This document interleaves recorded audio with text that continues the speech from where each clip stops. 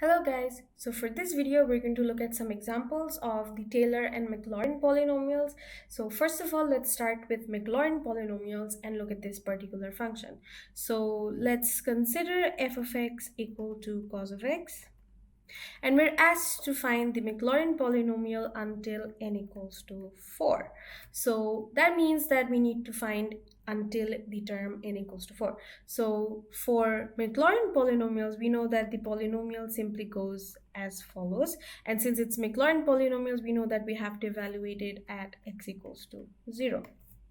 So the Maclaurin polynomial simply is f 0x divided by 0 factorial x to the power of 0 plus f prime x divided by 1 factorial x to the power of 1 plus f double prime x divided by 2 factorial x squared plus f triple prime x divided by 3 factorial x cubed plus f fourth derivative x divided by 4 factorial x to the power of 4 f5, which is the fifth derivative, divided by 5 factorial x to the power 5, and it simply goes on. So you can see from the question that it asks us to find the Maclaurin polynomial until n equals to 4, which means that this is n equals to 0, n equals to 1, n equals to 2, n equals to 3, and n equals to 4. So we need to find the Maclaurin polynomial until this term over here. So that means that we don't need the higher terms. So finding that, we need to see what you can see from here, that we need to find the derivatives first and then plug them inside this formula over here. So finding the derivatives, we know that f0x is simply the original function that we started with. So this is cos of x. And then f prime of x is the first derivative of cos of x. So we will get minus sine x. And then the second derivative is simply minus cos of x. And the third derivative is sine of x. And then finally the fourth derivative, which is the last term for our question, is cos of x. So you see that we have the derivatives done, but as you already know that for Maclaurin polynomials, we need to evaluate them at x equals to 0. So at x equals to 0, this becomes 1, and we know that the sine function at x equals to 0 becomes 0, and then the cos, it becomes 1, so we have minus 1 over here, and then this simply becomes 0, and then this becomes 1.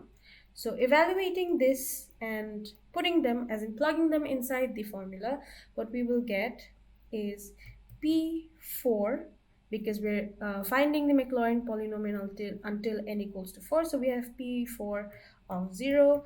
This equals to f0x by 0 factorial. So we know that f0x is cos of x, and at 0 we know that we get 1. So 1 by 0 factorial x to the power of 0 plus f prime is simply minus sine of x, but at x equals to 0 we get 0 by 1 factorial x to the power 1, which we can write it as x only. And then we have the second derivative, which is minus cos of x, which gives us minus 1 at x equals to 0. So minus 1 divided by 2 factorial x squared, plus the third derivative is sine of x, which is 0 at x equals 0, so 0 by 3 factorial x cubed. And then finally we get cos of x, which is 1 at x equals to 0, so 1 by 4 factorial x to the power of 4.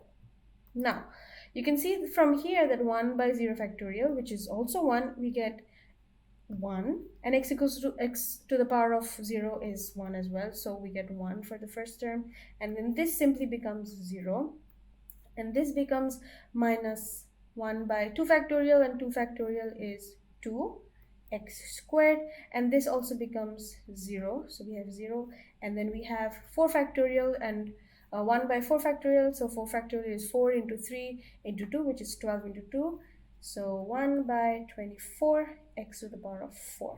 So simplifying it, we get 1 minus half x squared plus 1 by 24 x to the power of 4. Now this is the Maclaurin polynomial for the function f of x equals to cos of x until n equals to 4. So now you saw that we found the Maclaurin polynomial for n equals to 4 of the function f of x equals to cos of x.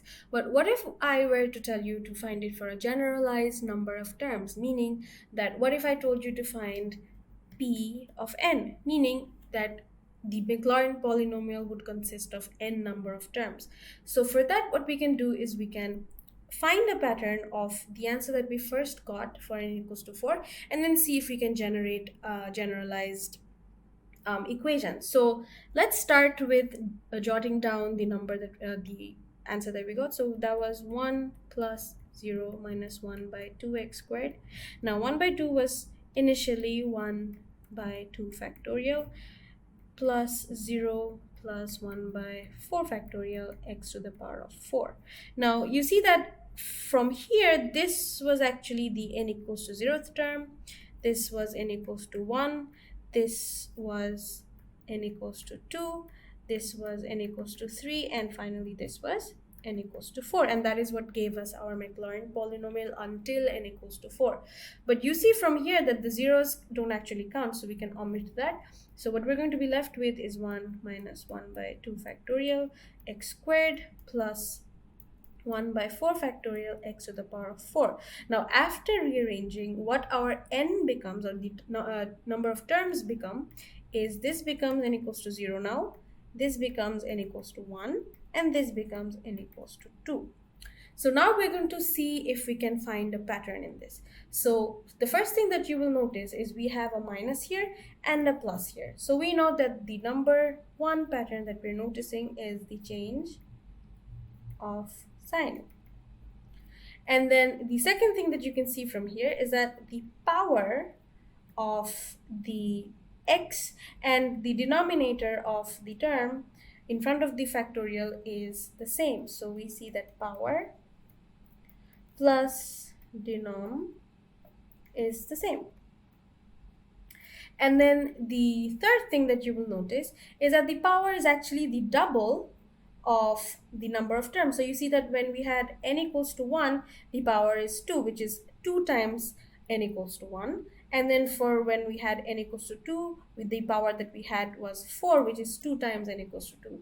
So the third pattern that we notice is power and number of terms, which is n, are related as, let's denote power to be p, and this is 2n, because this is the double of the number of terms that we had. So we have these three observations noted down. Now we're going to use these patterns to generate a generalized equation for cos of x. So for that we can write cos of x equals to, and definitely this will be a summation. So we have n starting from 0 because we started the nth term from 0 to, we know that for a generalized time, this generalized term, this will go on forever until infinity. So we know that the summation will start from n equals to 0 until infinity. And we see that the first pattern that we have to incorporate is the change of sign. Now, for the change of sign, you see that for the first term, we have a minus. And for the second term, we have a plus. And then we're going to have a minus, and then we're going to have a plus, and then a minus and a plus. So that is how the pattern goes. So for that, we can incorporate a -1 and take it to the power of n, since you see that when we had n equals to 0, which means when we had -1 to the power of 0, we had 1, because we know that anything to the power of 0 is 1. And when we had n equals to 1, meaning -1 to the power of 1, we had minus, which was incorporated over here, as you can see. And when we had n equals to 2, we know that -1 to the power of 2 is positive, so we have a positive. And for n equals to 3, we're going to have a negative. For n equals to 4, we're going to have a positive, and that will simply be the pattern until n equals to infinity. Now, the change of sign has been incorporated in our general equation. Now, the second pattern that we have to see is that the power and the denominator are same. So we know that we will have an x from the formula for the Maclaurin polynomial, and we see that the power and the denominator will be same, plus the power and the number of terms is related in this way. So we know that the power will be 2n divided by 2n, and we obviously have a factorial in the denominator. So you can see that this is the generalized equation for the Maclaurin polynomial for cos. So after that example for Maclaurin polynomials, we're going to see an example of Taylor polynomials. So in general, we know that the Taylor polynomial is expressed in this way, where we have the polynomial equal to the function at x naught plus the first derivative of the function at x naught multiplied by x minus x naught plus the second derivative divided by 2 factorial multiplied by x minus x naught squared plus the third derivative divided by 3 factorial x minus x naught cubed, and this simply goes on. Now, the example that we're looking at is find the first for Taylor polynomials. Taylor polynomials for the function f of x equals to ln of x at the given point x naught equals to 2. Now we have this question, and now we're going to see how we can do this. So you can see from the above equation or above formula for Taylor polynomials that we have to find the derivatives at the given point x naught. So let's find the derivatives first. So we know that f of x equals to ln of x, and the first derivative of f of x will simply be 1 by x. Second derivative will be minus 1 by x squared. The third derivative will be 2 by x cubed. Now you see that we're asked to find the first four Taylor polynomials only. So we know that these four terms will be the only ones that we need. So moving on, we know that we have to evaluate these derivatives at the given point x naught. So let me write it over here. So at x naught equals to 2, which is given by the example. So at x naught equals to 2, we know that ln x will simply turn to ln 2, 1 by x will turn to 1 by 2, 1 minus 1 by x squared will turn to 1 by x squared, which is 4, and this will turn to 1 by 2 by 8, so this is 1 by 4. So this is what we're going to have. We are going to have to plug them inside the formula for Taylor polynomials. So let's go ahead and do that. So we have p to the power of 3x, because we know that the first four terms will actually amount to n equals to 3, because this is n equals to 0, n equals to 1, n equals to 2, and then n equals to 3. So these are the first four terms. So we know that we have to find p3 at, since we know that x naught is now 2, so this gives us the Taylor polynomial as follows. So we have f, the first term is f at x naught, so which is simply f at x naught, which is 2. Then we have f prime at 2 x minus x naught, which is x minus 2. And then we have f double prime at 2 divided by 2 factorial x minus 2 squared. And then we have plus f triple prime at 2 divided by 3 factorial x minus x naught, so which is 2 cubed.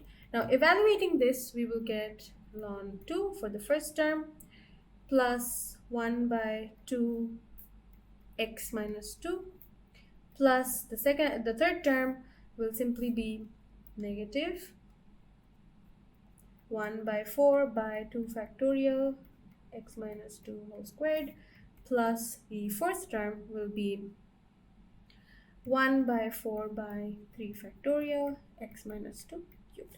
Now simplifying this, we will get ln 2 minus half x minus 2 minus 1 by 4 by 2 factorial is simply minus 1 by 8 x minus 2 whole squared, and the last term will be 1 by 4 by 3 factorial is simply 1 by 24 x minus 2 whole cubed.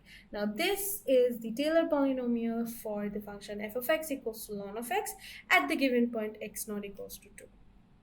Sorry, I mistakenly put the minus over here, so this is going to be ln 2 plus half of x minus 2 minus 1 by 8 x minus 2 whole squared plus 1 by 24 x minus 2 whole cubed.